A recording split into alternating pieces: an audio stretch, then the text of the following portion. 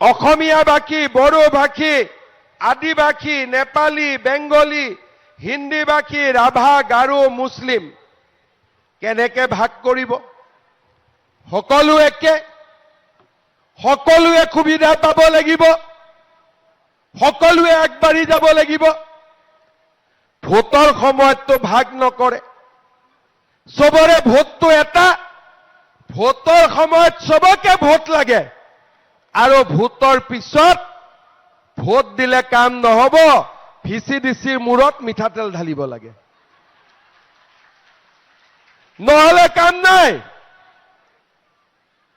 নহলে আঁচনিও নাই। ইলেকশ্যন হৈ গল, ৰিজাল্ট দিলে, এক মাহতে কোনবা ভিচিডিচি হৈ গল। এতিয়া দৌৰি থাকক ভিচিডিচিৰ পিছত। সিহঁতে কয় আমাকতো ভোট দিয়া নাই, যাক ভোট দিছ তাৰ কাষত যা। আমাক যদি কিবা লাগে আমাৰ মূৰত তেল মাৰিব লাগিব।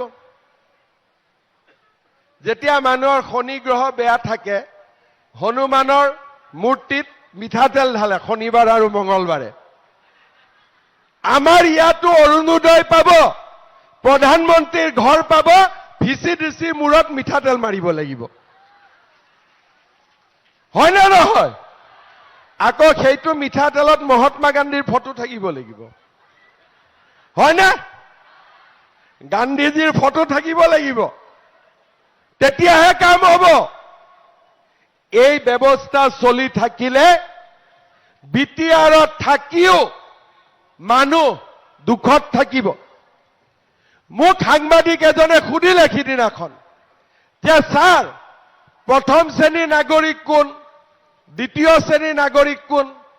মই বোলে এই সাধাৰণ কথাটো বুজি পোৱা নাই। বোলে কিয়? বোলে যাৰ মাটিৰ পাট্টা আছে সি প্ৰথম শ্ৰেণী, যাৰ মাটিৰ পাট্টা নাই সি দ্বিতীয় শ্ৰেণী, যাৰ অৰুণোদয় আছে সি প্ৰথম শ্ৰেণী, যাৰ অৰুণোদয় নাই সি দ্বিতীয় শ্ৰেণী, যোনে ঘৰ পাইছে সি প্ৰথম শ্ৰেণী, যোনে ঘৰ পোৱা নাই সি দ্বিতীয় শ্ৰেণী। ঠিকে কৈছো নে নাই? এতিয়া যদি সকলোৱে অৰুণোদয় পায়, মাটিৰ অধিকাৰ পায়, টকা নিদিয়াকৈ চাকৰি পায়, প্ৰধানমন্ত্ৰীৰ ঘৰ পায়, সকলো প্ৰথম শ্ৰেণী। আৰু এই কাম কোনে কৰিব পাৰিব? অকল বিজেপি দলে কৰিব পাৰিব আৰু কোনেও কৰিব নোৱাৰে। কাৰণ বিজেপিৰ মনত কাৰো প্ৰতি ঘৃণা নাই। বিজেপিয়ে সকলোকে সমান চকুৰে চায়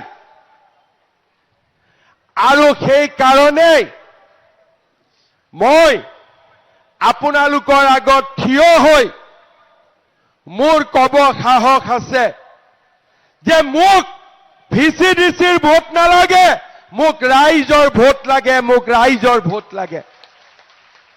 যিকোনো খবৰৰ বাবে যোগাযোগ কৰক 7099017330 লগতে 7099017110 নম্বৰত।